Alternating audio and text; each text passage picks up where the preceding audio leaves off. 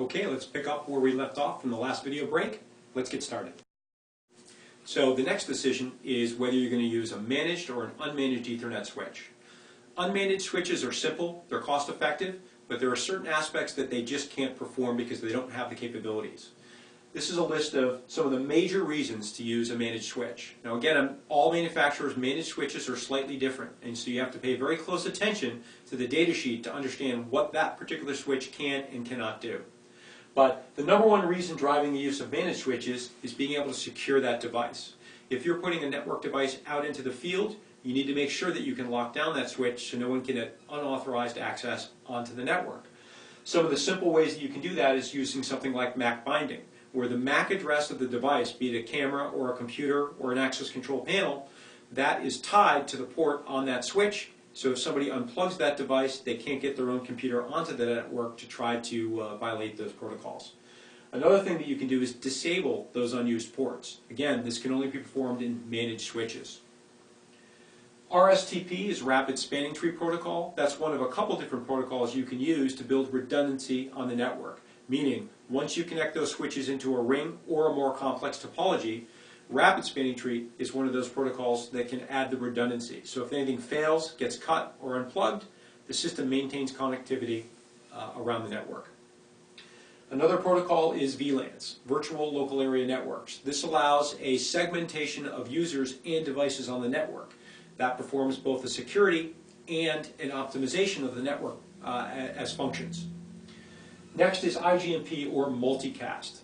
ComNet's seen a huge proliferation of the use of multicast over the last couple of years, and you need to make sure that all network devices handle that protocol. Otherwise, you may have devices crashing on the network. So we strongly suggest you use multicast-supported network devices. Also, SNMP, or Simple Network Management Protocol, allows the monitoring of both the network devices and those edge devices connected to that network to give you much more opportunity to manage devices before they fail and solve problems before they come a network downtime. So let's take a look at the range of ComNet hardened managed switches. You can see that they come in two main form factors. They come in the full 19-inch card cage mountable devices, as well as the brick format, which out of the box is DIN rail mounted, and there are options for wall mounting it as well. Now, all of these switches are fully hardened. They conform to the NEMA TS1 and TS2 specifications, so their temperature range is -40 degrees up to 75 degrees Celsius.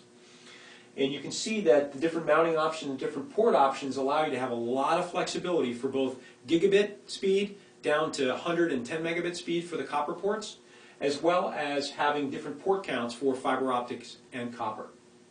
What we also deploy is something called a combo port. And what that allows you to do is have both fiber and copper ports within the same switch. So for instance, this particular switch has 3 gigabit ports that are called combo ports. And so what you can do is you can use those copper ports out of the box as 10 megabits, 100 megabits, or gigabit speed. But if you want to make any combination of those fiber, then all you need to do is source the appropriate SFP and plug it in.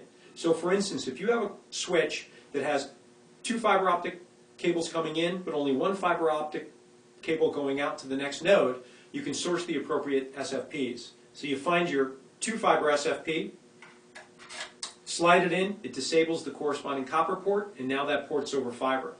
Now find the appropriate single fiber SFP, again plug it in, it disables the copper port, and now you have a single fiber connection to go out towards the next node. That lends a lot of flexibility for the different types of fiber and speed of fiber that you may have in your application, and you're able to modularly deploy that within that switch. The ComNet switches are very, very robust in terms of their feature set.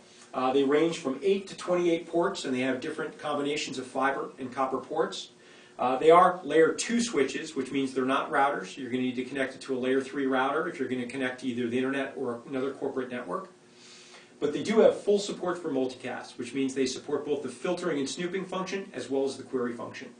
They also have support for VLANs, rapid spanning tree, multiple spanning tree, and a host of other features.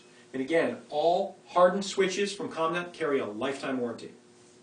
For those applications where you don't need a fully hardened switch, ComNet has a commercial grade line of Ethernet switches. So the big difference here is these are meant to go in an indoor climate controlled environment. So their temperature range is 0 to 50 degrees Celsius. Also, you can see a form factor change. rather than having the brick format, we have more of a desktop version. There are options for rack mounting that as well. Now, the great thing here is you're not giving up any features of the hardened managed switches. So they carry all the same protocol and feature support, they just come in a different form factor, with a different price, and a different temperature range. And one note to take a look at closely here is the ComNet modular switches. We have gigabit and fast Ethernet versions of our modular switch. You can see that there are 3 bays of 8 ports each, and they come in either all SFP, all copper, or half and half, giving you lots of modularity to build out just the switch you need for your application. PoE has become a very large subject. We've seen lots of people deploying this more and more frequently over the last year or two. Just a little bit of education here. There's 2 current ratified standards by the IEEE boards. There's 802.3 AF and AT. And so what you have is a maximum of 15.4 watts for AF and a maximum of 30 watts with the AT standard. Keep in mind there is voltage drop over 100 meters of Cat 5e or Cat 6 cabling, so you actually only get about 12.95 or 25 watts at the end of that cabling, respectively.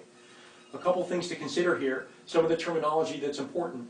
The device that's generating the power, whether it be a PoE switch or a power injector, is called a power source equipment. The device that's requesting and needs the power is called a PD or a powered device. One thing to keep in mind here is that you can combine PoE and non-PoE devices on a PoE switch. And the way that works is that within the ratified standard, the power source equipment looks up the cabling for a 25 ohm resistor in whatever device is connected. If it sees that resistor, it knows it needs to negotiate that connection of how much power to send and then send it. If it does not see that resistor, it doesn't send power.